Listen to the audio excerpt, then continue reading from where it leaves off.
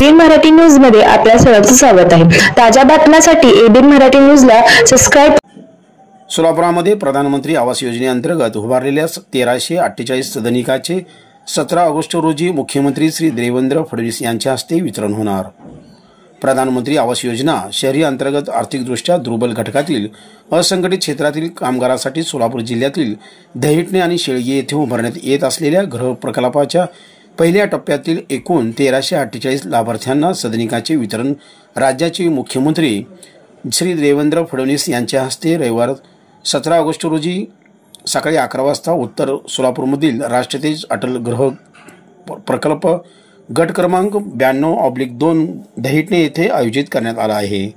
देशातील प्रत्येक बेघर कुटुंबाला हक्काचा निवारा मिळवून देऊन त्यांच्या राहणीमानाचा दर्जा उंचावणे या उद्दिष्टावर आधारित केंद्र शासनाच्या प्रधानमंत्री आवास योजना शहरी अंतर्गत राबविण्यात आलेल्या या प्रकल्पाच्या पहिल्या टप्प्यातील सदनिका वितरण कार्यक्रमाला माननीय उपमुख्यमंत्री तथा गृहमंत्री श्री एकनाथ शिंदे, माननीय उपमुख्यमंत्री तथा वित्त व नियोजन मंत्री श्री अजित पवार यांची प्रमुख उपस्थिती लाभणार आहे।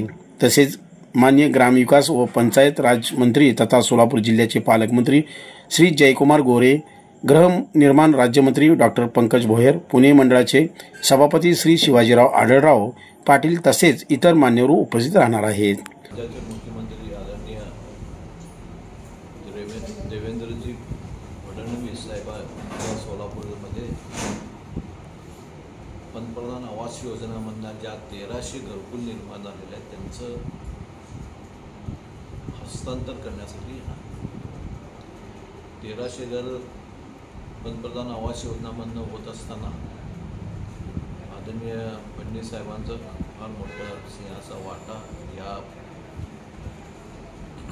कार्यात आहे।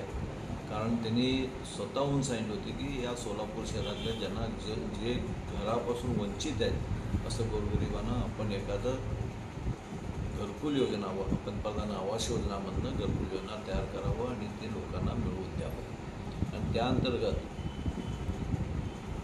राष्ट्रीय अटल बिहारी वाजपेयी कामगार गृहनिर्माण संस्था काढली। त्या गृहनिर्माण संस्थेच्या वतीनं सर्वसामान्य लोकांना परवडण्यासारखं राज्य शासनाकडनं 2 लाख रुपये अनुदान व केंद्र शासनाकडनं 1 लाख रुपये व तसंच 2 लाख रुपये कामगार खात्याकडनं जे कामगार 3 वर्षापासून आपलं कामगार म्हणून नोंद आहे त्यांना त्याचं सभासद होता आलं। त्यांना फक्त ज्यांनी पहिल्या सुरुवातीला हा घरकुलांचं नोंदणी केलं त्यांना फक्त 75,000 रुपयेमध्ये हा घरकुल 320 घरकुलचा हा घरकुल त्यांना मिळणार आहे। आणि ज्यांनी उशिरा अलीकडच्या काळामध्ये केलं त्यांना 1,75,000 मध्ये मिळणार आहेत। आणि जे संघटित असंघटित कामगार आहेत त्यांना 3,75,000 मध्ये आता सध्याला ते घरकुल देण्यात आलेलं आहे।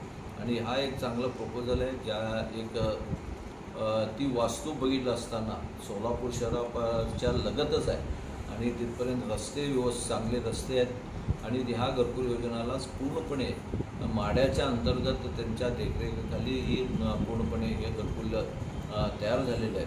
आणि मला असं वाटतं की ह्याला पिण्याचं पाणी असू द्या, ड्रेनेज असू द्या, ह्या सगळ्याला आणि वीजसाठी एक स्वतंत्र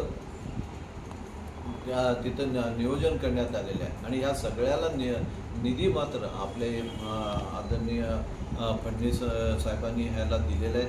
आणि त्यामुळं हा प्रपोजल कमी खर्चामध्ये आणि लोकांना परवडण्या सर्वसामान्य माणसाला गरिबांना परवडण्यासारखा हा प्रपोजल तयार झालेला आहे। ही पहिल्या टप्प्यातले 1200 घर आहे आणि याच्यानंतर पुन्हा एकदा दुसरा टप्पा चालू होणार आहे।